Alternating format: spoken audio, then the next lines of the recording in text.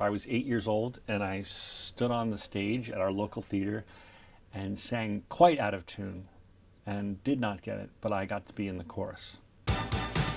I'm Zach Braff and these are my film firsts with BAFTA. The first film I remember ever seeing in the theater was For Your Eyes Only with Roger Moore as James Bond. Oh, good question.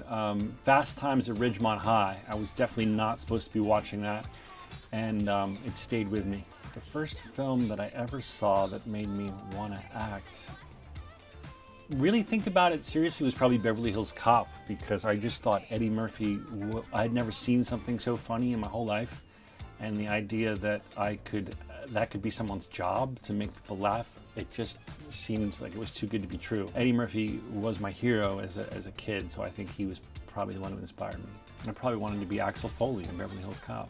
My very first audition was for The Music Man in community theater for the character of Winthrop. I was 8 years old and I stood on the stage at our local theater and sang quite out of tune and did not get it, but I got to be in the chorus. My very first day in a professional set, I was 14 years old. It was a pilot called High, and it was Gwyneth Paltrow's first job as well. She was the beautiful senior cheerleader, and I was the slightly bookish freshman. Craig Ferguson was also in it. You know what? It's so good, we're going to cut to a clip right now.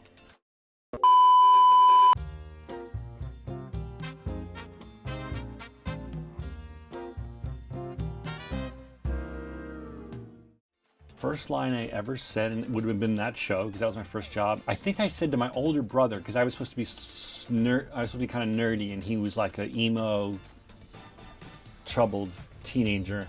He was cranking his music, and I think my first line was, "It's so loud, you're gonna blow your speakers." I just think I always loved acting. I loved making people laugh. I was kind of a class clown as a kid, and I wasn't into sports at all. So that was kind of how I made friends. I saw that I could be funny and make the kids laugh, and then I found out that it was a job, that you could attempt to make people funny for a living, and so I set out on that course. I guess the first mistake would have been probably just doing horribly at an audition and not being prepared, and I learned that it was incredibly embarrassing and that everyone else was memorized and doing a better job, and so it was really important, if you were going to attempt to compete, that you really do the work. Even going back to making movies with my friends in high school at home, we had a little video camera just making movies. I loved it. Anytime I saw behind the scenes footage, and we would go to Universal Studios. There's a tourist attraction where you could ride a tram and go around behind the sets. I just thought it was so cool. I was so clear that I wanted to be a part of that world.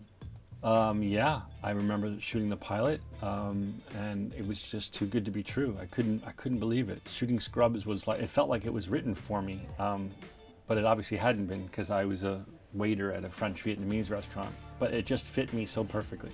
Garden State was the very first time I directed something professionally, and I think I was very nervous. I made sure to schedule a very, very light day.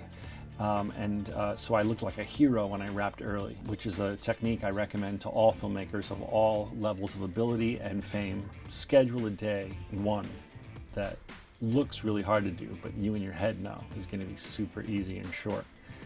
And so everyone thinks that you're a really good director.